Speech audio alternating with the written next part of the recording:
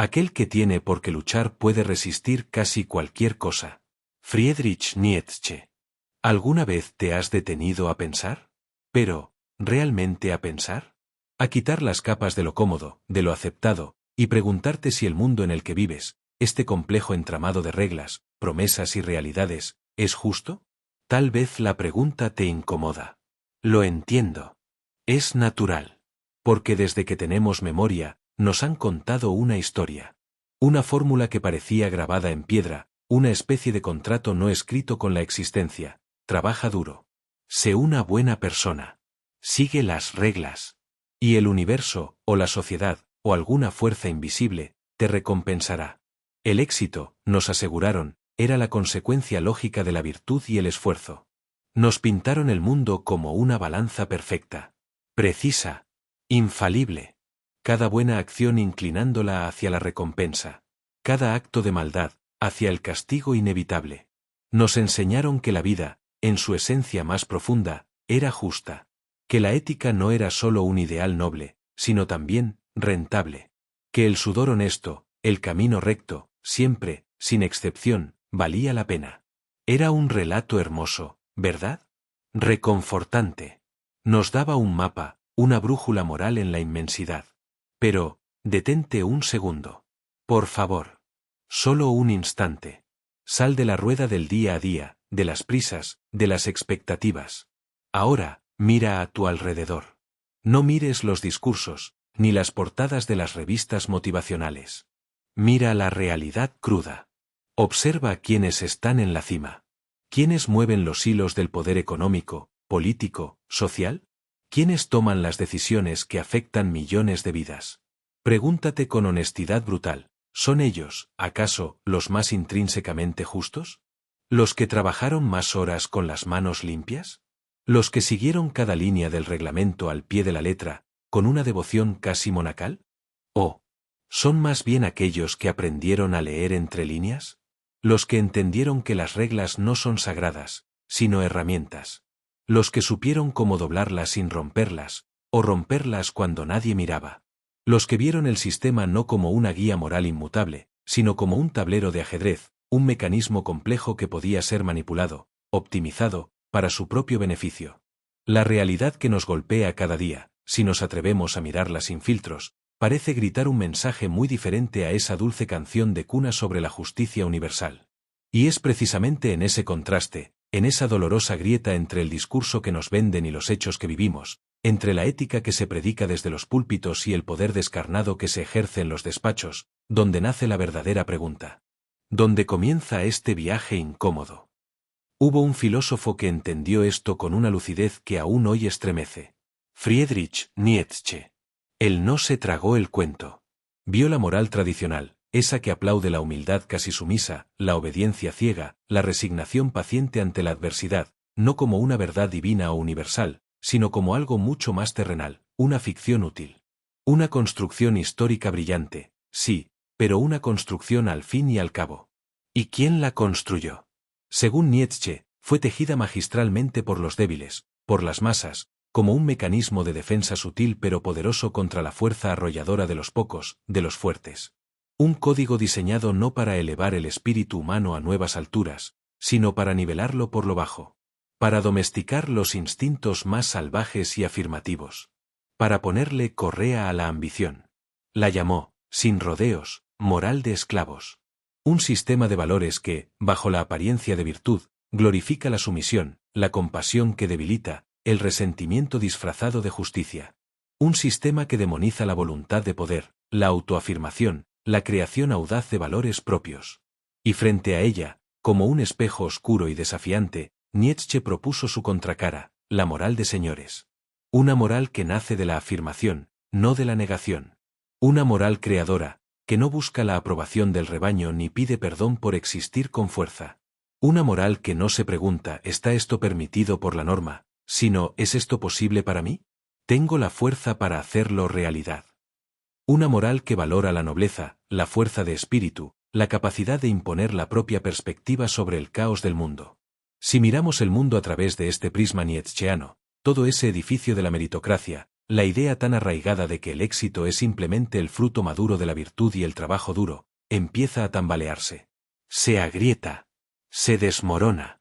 Porque lo que Nietzsche nos susurra al oído, sin adornos piadosos, es una verdad brutal. El mundo, tal como funciona, no premia necesariamente a los buenos en el sentido tradicional. Premia a los que se atreven. A los que rompen filas. A los que se desmarcan del rebaño y trazan su propio camino, aunque esté lleno de espinas. A los que no temen ser incomprendidos, criticados, incluso odiados, si ese es el precio para avanzar hacia sus metas. A los que entienden que las reglas son como el cauce de un río, puedes seguirlo dócilmente, o puedes aprender a construir presas y canales para dirigir el agua hacia donde tú quieres. Transforman las barreras en herramientas. Y lo más perturbador de esta visión, lo que nos hiela la sangre si somos honestos, es que al mirar la historia con mayúsculas, la que llena los libros y marca las épocas, parece darle la razón. La historia nunca, jamás, fue escrita por los más justos. Piensa en los grandes imperios que forjaron la civilización. ¿Acaso Roma se convirtió en la dueña del mundo conocido por su exquisito sentido de la justicia universal? No. Gobernó a través de la legión, de la guerra implacable, de la esclavitud masiva, de la conquista brutal. Absorbió y destruyó culturas enteras para expandir su dominio y su gloria. Su Pax Romana se construyó sobre la punta de la espada. Salta siglos adelante. Piensa en la Europa colonial, la cuna de la Ilustración y los derechos del hombre. La inmensa riqueza que acumularon potencias como España, Portugal, Inglaterra, Francia, ¿fue producto de un comercio ético y un trabajo honesto? Fue el resultado directo de la explotación sistemática y despiadada de continentes enteros. El saqueo de recursos, la imposición violenta de su cultura y religión, la trata de esclavos, la apropiación de tierras, esos fueron los verdaderos pilares de su ascenso dorado. ¿Y qué hay del presente? ¿De nuestro mundo supuestamente más civilizado? ¿Cree sinceramente que Estados Unidos alcanzó su posición como primera potencia mundial únicamente porque fue el país más justo o más trabajador? Su ascenso es una historia compleja, tejida con hilos de innovación y libertad, sí, pero también con guerras calculadas, intervenciones militares en decenas de países, alianzas estratégicas basadas en intereses propios, dominación económica a través de instituciones globales y una maquinaria de propaganda cultural sin precedentes. Un sistema que exporta una imagen brillante de libertad y democracia mientras, tras bambalinas, sostiene regímenes autoritarios si le conviene y desestabiliza o destruye países enteros si interfieren en sus planes. Y el mundo empresarial, el supuesto templo de la meritocracia moderna, no es diferente. ¿De verdad podemos creer que gigantes como Amazon, Apple o Google llegaron a dominar sus mercados simplemente porque sus fundadores trabajaron más duro o tuvieron las ideas más éticas? Lo que hicieron, con una habilidad estratégica admirable, fue mucho más complejo. Eliminaron o absorbieron competidores sin piedad. Explotaron vacíos legales y fiscales hasta el límite. Invirtieron fortunas en influir en decisiones políticas a su favor.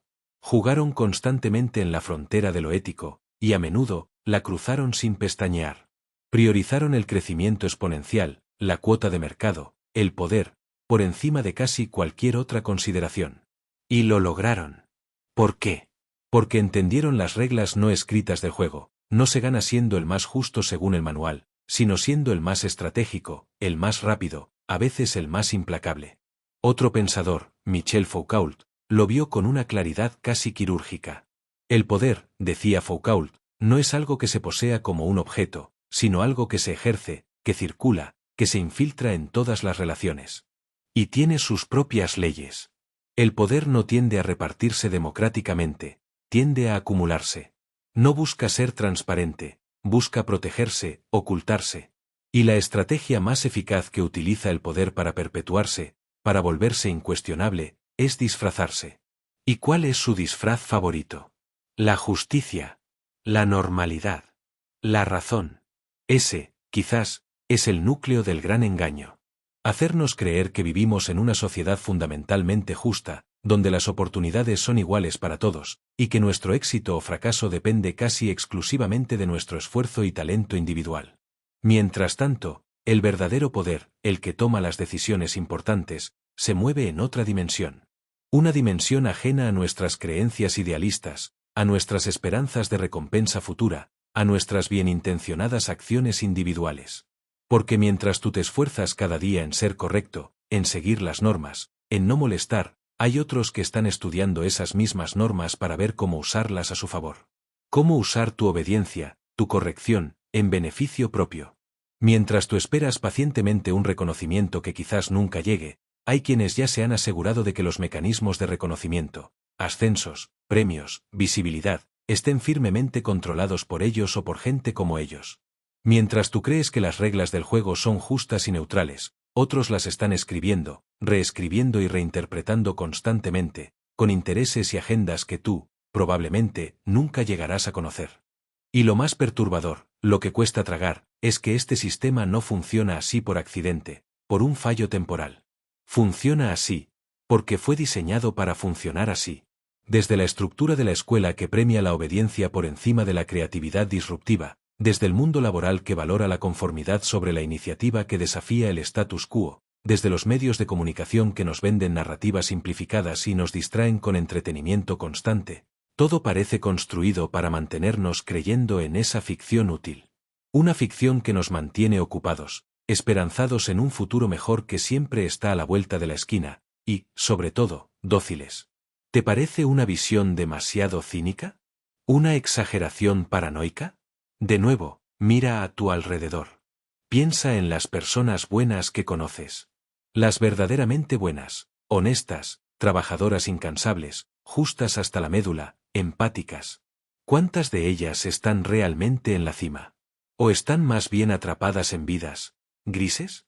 Vidas saturadas de responsabilidades, de facturas por pagar, de sueños postergados, con una capacidad de influencia real muy limitada. Y ahora piensa en los que realmente manejan los hilos. Los que firman los grandes cheques. Los que dictan las políticas que cambian países. Los que mueven las piezas en el gran tablero. ¿Llegaron todos ahí exclusivamente por su nobleza de espíritu, por su impecable historial ético? ¿O por una combinación mucho más compleja de ambición, estrategia, contactos, audacia y, a veces, una considerable dosis de falta de escrúpulos? Lo que Nietzsche propone, lo que esta visión del mundo sugiere, es duro. Es incómodo. Te obliga a cuestionar pilares muy profundos de tu educación y tus creencias. Pero una vez que empiezas a verlo, una vez que te pones esas gafas, muchas cosas que antes parecían caóticas o injustas sin explicación, empiezan a encajar. Como las piezas de un rompecabezas que revela una imagen que no querías ver. La moral tradicional, esa que te enseñaron como universal, quizás no fue creada para elevarte a tu máximo potencial, sino para contenerte dentro de unos límites seguros y manejables para el sistema. Y solo aquellos individuos que logran ver más allá de esa prisión conceptual, que se atreven a cuestionar los barrotes invisibles de la corrección y la normalidad, pueden aspirar a un tipo de libertad diferente. Una libertad que no depende del permiso de nadie. Ellos no se sientan a esperar que el mundo sea justo. Toman lo que consideran que les corresponde, o lo que desean, usando las herramientas que tienen a su alcance. Y esto no los convierte automáticamente en villanos de opereta. Sería demasiado simple. Los convierte en jugadores conscientes del tablero real. Saben cómo se juega de verdad. Mientras la mayoría de los demás, aún creen que existe una única forma correcta de jugar, dictada por un manual que los jugadores poderosos escribieron o ignoran según les convenga. La pregunta clave, entonces, no es si esta visión es bonita o fea. La pregunta es, ¿estás dispuesto a ver esta verdad? ¿Aunque duela? Porque verla implica una ruptura. Una dolorosa, quizás, pero necesaria. Significa renunciar a muchas de las creencias que te han dado consuelo y seguridad durante años. Creencias como el esfuerzo siempre es recompensado o la justicia siempre prevalece al final. Significa aceptar la posibilidad incómoda de que, tal vez, no estás donde estás en la vida únicamente por tus méritos o deméritos personales, sino también porque el sistema, tal como está estructurado, quizás nunca estuvo realmente diseñado para que tú, con tus valores y tu forma de ser, llegaras a la cima. Y significa entender que si quieres cambiar tu lugar en ese sistema, si quieres aumentar tu poder de acción, tu libertad real, no basta con ser bueno y esperar. Tienes que ser lúcido. Tienes que ser estratégico. Tienes que aprender a descifrar y, eventualmente, a hablar el verdadero lenguaje del poder. Y ese lenguaje raramente es el de la humildad excesiva, ni el de la obediencia ciega, ni el del sacrificio constante sin recompensa tangible. Es el lenguaje de la visión estratégica a largo plazo. El de la voluntad firme que no se quiebra ante el primer obstáculo. El de la capacidad de actuar con decisión, sin esperar eternamente el permiso o la aprobación de los demás. Por eso Nietzsche no idealizaba la bondad del rebaño. Hablaba de la voluntad de poder. No como un deseo de tiranizar a otros necesariamente, sino como una fuerza interior vital.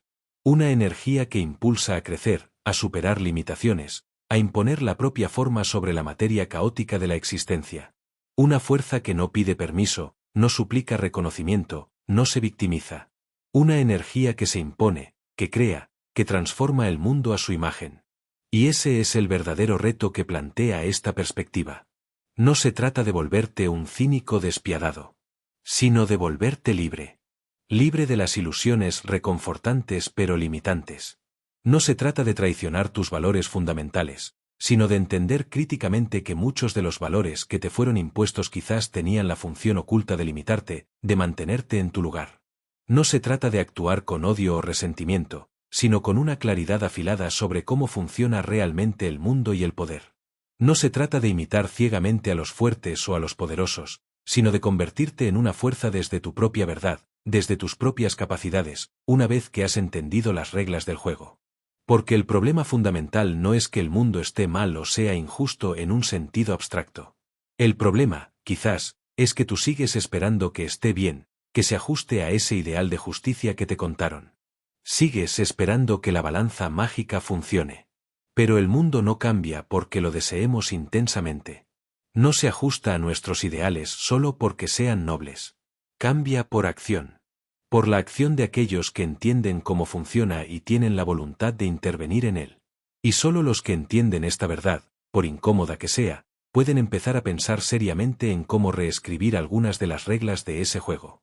O, al menos, a jugar su propia partida de una manera más consciente y efectiva. Así que ahora, la decisión recae en ti. ¿Seguirás aferrado al relato seguro y familiar que te contaron desde niño? ¿Seguirás esperando la recompensa prometida por ser bueno y obediente? ¿O estás listo para despertar a una realidad más compleja, más cruda, pero potencialmente más liberadora?